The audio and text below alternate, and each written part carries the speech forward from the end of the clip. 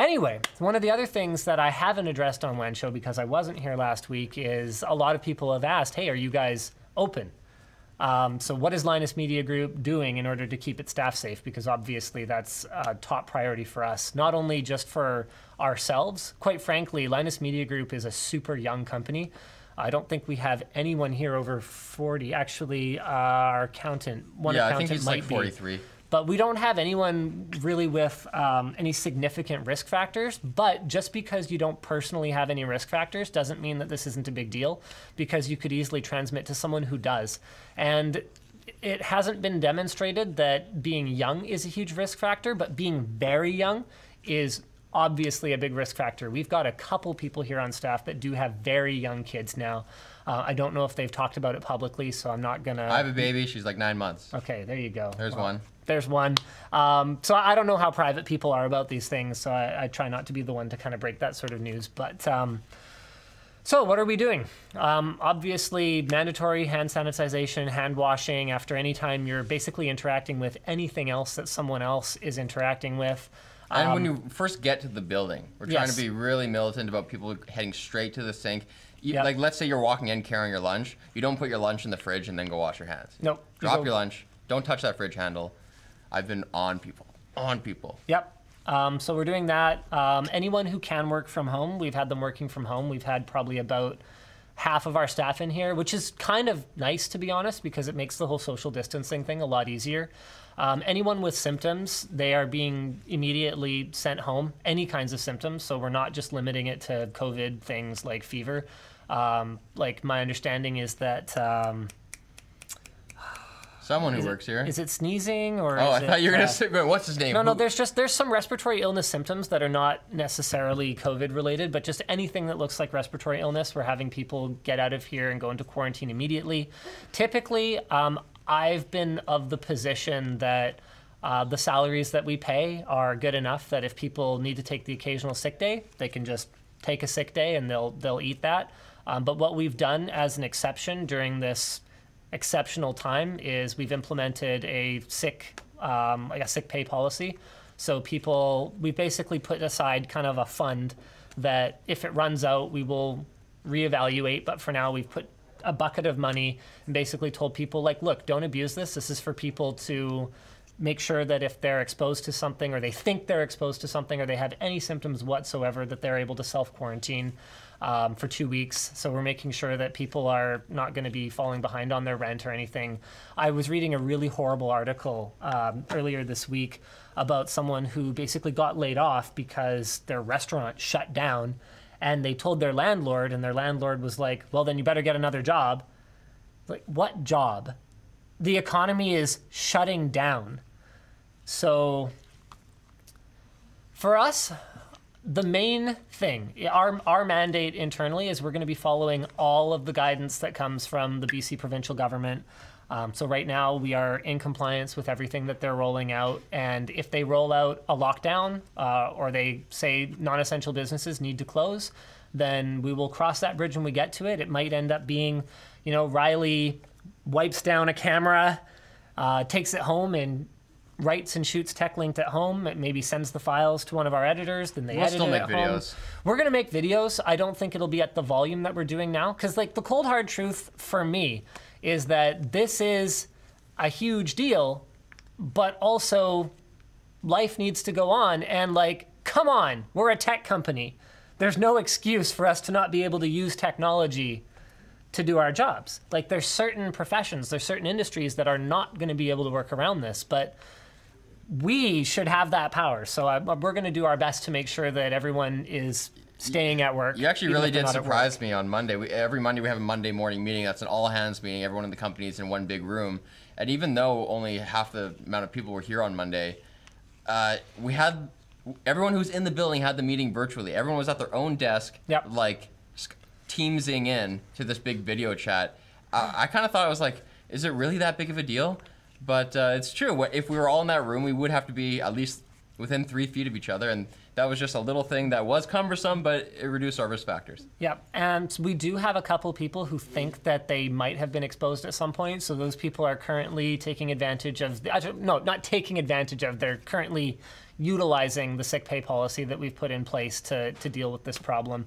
I wanted to make sure that people don't have any incentive to be here if they shouldn't be here. That's the thing with it's not like in normal circumstances, if you had a bit of a sore throat or a little annoying or cough, a little tummy ache or something, you'd probably just come in. But in this case, we don't want that. Yeah. You know? You shouldn't. Yeah. You know what? Shouldn't have a reason to. You know what I really hope? I hope that the one good thing that comes out of all of this is that we all take a moment. Did you see those pictures from Venice, Italy, of the water running clear? Yeah, and apparently there's like dolphins getting closer and stuff like that. Yeah. Yeah. I thought that was absolutely incredible.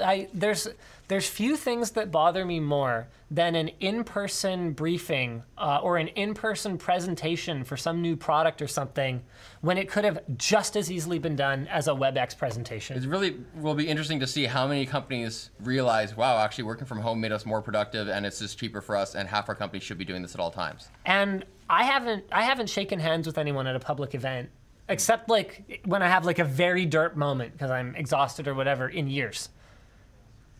Strongly recommend it. I haven't gotten sick in years. I hope handshaking goes I wonder away. to what extent this will change our culture permanently from here on out. That's what I was just thinking about that the other day. Like all the teleconferencing that people are doing, the way that all these companies are switching to just doing their product announcements online, like the problem that I see, like the thing that I see that could ruin it, is that if they do all this stuff online and they all have a terrible year, because it's going to be a terrible year. They won't be able to parse those apart. The people who are going to be hurt the most are the people that are in your blue-collar labor jobs or service industry jobs where nobody's going out, right? You can't bring people together to manufacture something. You can't have people sitting together enjoying meals together. So how are those people going to have jobs? Those guys are going to be hurt really, really badly, and they're not going to be able to buy stuff. So what I worry is that companies are going to see, oh, our sales sucked when we did all these product launches online, and correlate something that may not be correlated. Maybe when the economy recovers next year or the year after, who knows how long we're going to be in this for. Maybe if they stayed the course with this, we could actually just reduce our dependence on air travel. That'd be pretty cool. Yeah, well, environmentally, that's a huge, huge suck.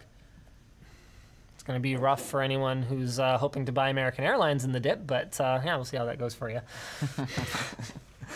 Maybe we should get on to one of our tech topics. Yeah, sorry, I guess I feel like I got a little bit off topic, but people don't seem to mind for the most part.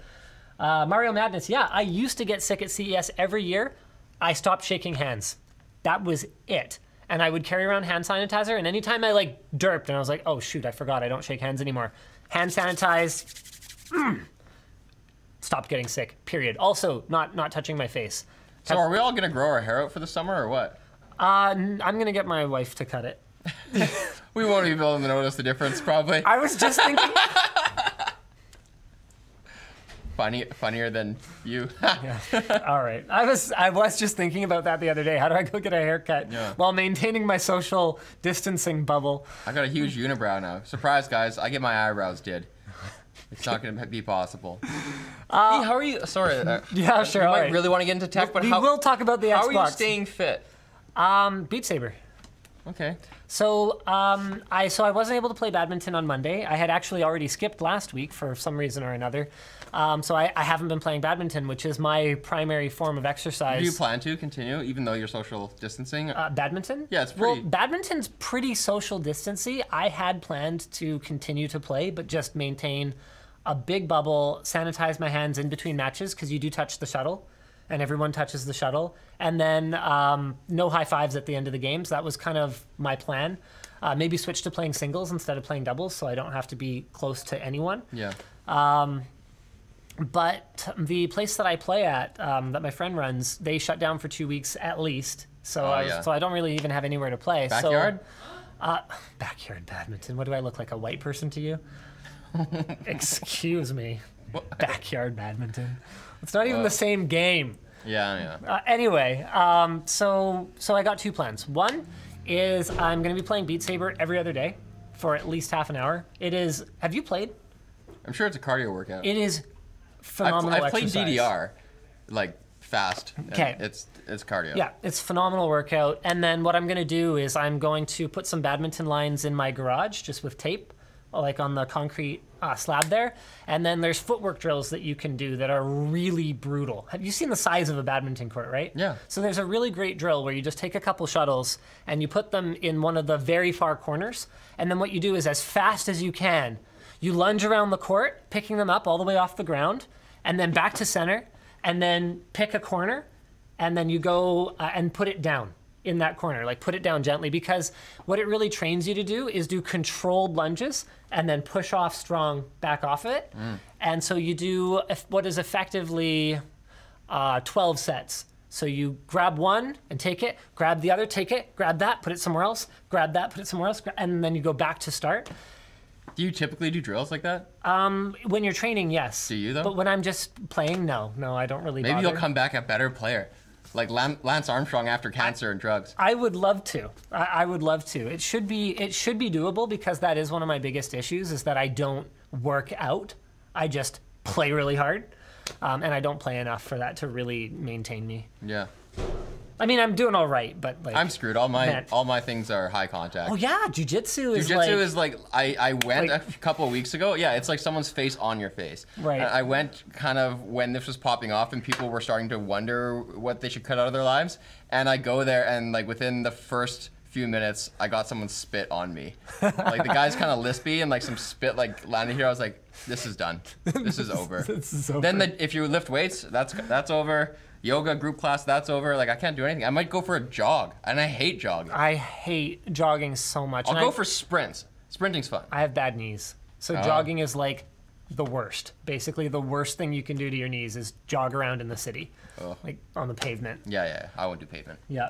So actually, okay, here's another personal update. I swear to you, we will talk tech at some point.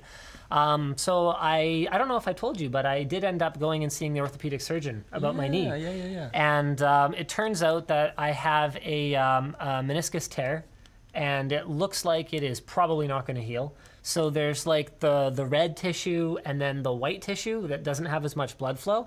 And if the tear goes into the white tissue, then Is the red tissue also meniscus or only white? it is meniscus, but it's like more likely to heal. It's at the outside. Because blood. Yeah, because there's blood flow there. And basically what he thinks, the MRI was not conclusive, but what he thinks is that there's a tear there that might be kind of like a hangnail.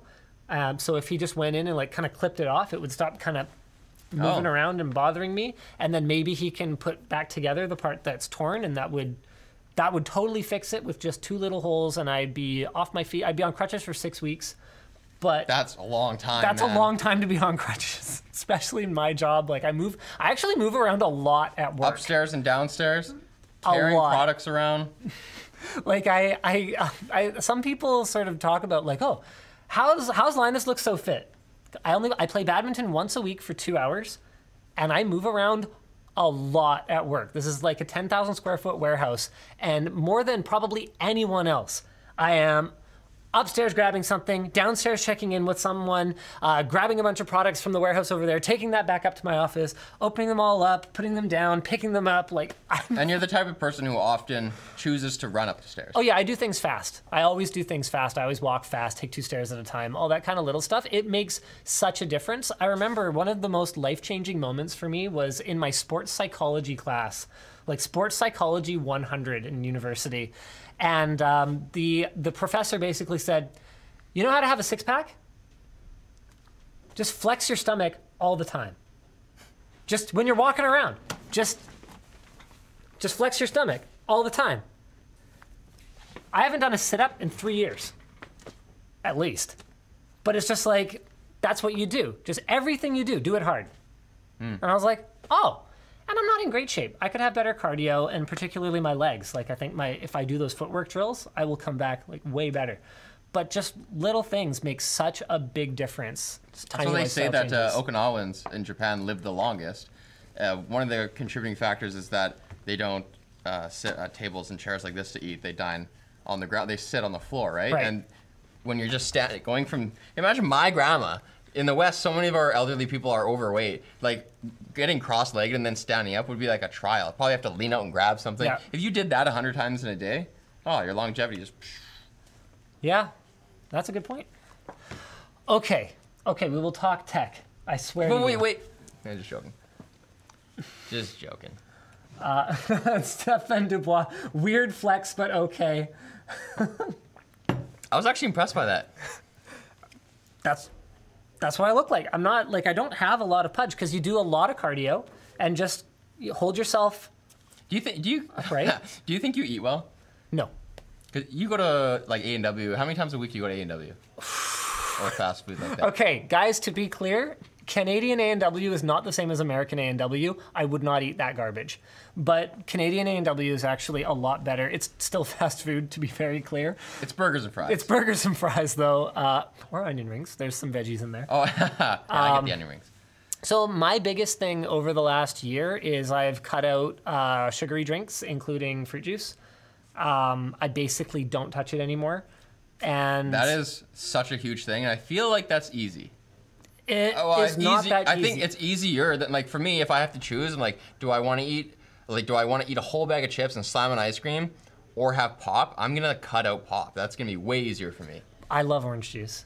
Really? I love Tropicana, lots of pulp, orange juice. Oh, man. It's good, but like, I love it so much. once you cut something like that, do you find that you look at it and you're like, that's disgusting. I don't need that anymore. No, I still love orange juice. You still and see it, I want it? love that. I love that Nestea, man. Oh, your childhood. I can put back like You probably had so much. I can put back a 2 liter of Nestea in like a single meal. Like I'll make bathroom trips, but like, oh, I love that stuff so so much much. sugar. Ice cold, man. Ice cold. crazy. Love it. So no, I wouldn't say that I eat particularly well, but I also try not to just like go out of my way to eat garbage. So I mostly don't eat like cookies and ice cream and like some of my favorite things, like I used to. But the big one is probably just cutting out sugary drinks.